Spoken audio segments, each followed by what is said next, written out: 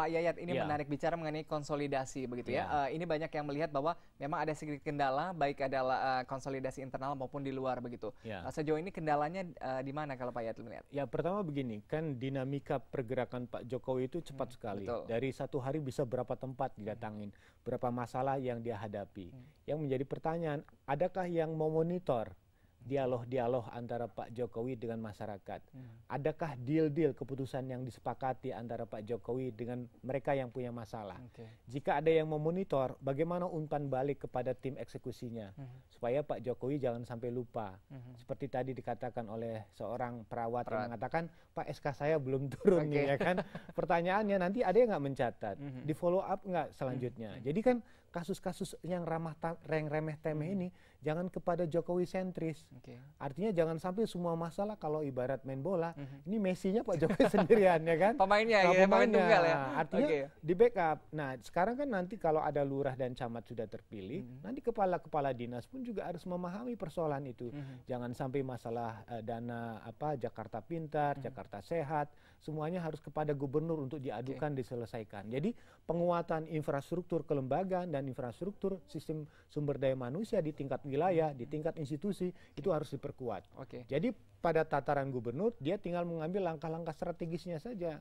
Apa yang harus diputuskan segera gitu. Nah, ini untuk lelang jabatan sendiri ini cukup menarik begitu ya. Ini ada melibatkan masyarakat begitu ya. Tapi seberapa besar nanti keputusan Pak Jokowi sendiri untuk menentukan siapa yang layak menjadi lurah dan juga camat? Ya, ini kan ada dialog nanti ini. Setiap kandidat katanya ada proses dialog interaktif dengan masyarakat. Masyarakat juga akan mulai, Pak ini jangan dipilih. Nah, pertanyaan terakhir, keputusan akhirnya di siapa? Apakah masukan dari masyarakat ini menjadi bahan pertimbangan oleh Pak Jokowi? Siapa yang sebetulnya yang paling pintu terakhir memutuskan? Kalau dengan sistem voting itu selesai. Jadi kalau masyarakat mengatakan sistem voting, ini kan lurah tidak diangkat oleh gubernur. Nah, jadi pertanyaannya, berapa besar input-input yang diberikan oleh masyarakat itu bisa mempengaruhi tidak penilaiannya? Jadi kadang-kadang yang menarik gini, dari sistem penilaian hasil tes akademis, dia tinggi, 9, 10, 11, angkanya tinggi. Tapi dari pendekatan kepada masyarakat, ini angkanya rendah misalnya. Pengenalan wilayahnya bagus, ini orangnya betul-betul secara IQ-nya luar biasa, tetapi secara emotional question-nya mungkin pendekatannya kurang. Nah, bagaimana mensinergikan dua penilaian ini? Jadi memposisikan seorang pimpinan itu apakah lebih dibutuhkan yang pinter atau yang lebih dekat dan bisa memahami apa yang terjadi?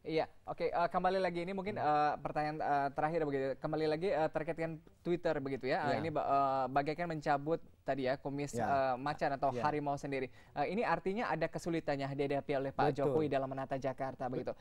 Kemudian apa yang harus dilakukan melalui keputusan politik seperti apa? Ya, pertama begini, kalau mencabut kumis harimau, yang dimaksud harimau ini siapa? Ini kan sebuah bentuk akronim atau simbol. Begitu sebetulnya karakter orang Jakarta seperti harimau, atau semua pekerjaan Jakarta seperti itu. Nah, seperti contoh MRT. MRT problematikanya dari sisi politis, kinerja kelembagaannya, aspek pembiayaannya sudah diproses. Mungkin yang menjadi harimau lebih besar adalah pada konstruksinya. Yang kemungkinan besar akan membuat problematika sehingga menghambat sistem sirkulasi lalu lintas yang ada karena pekerjaan teknis itu. Nah, di situ yang kelihatannya beliau membutuhkan informasi detail.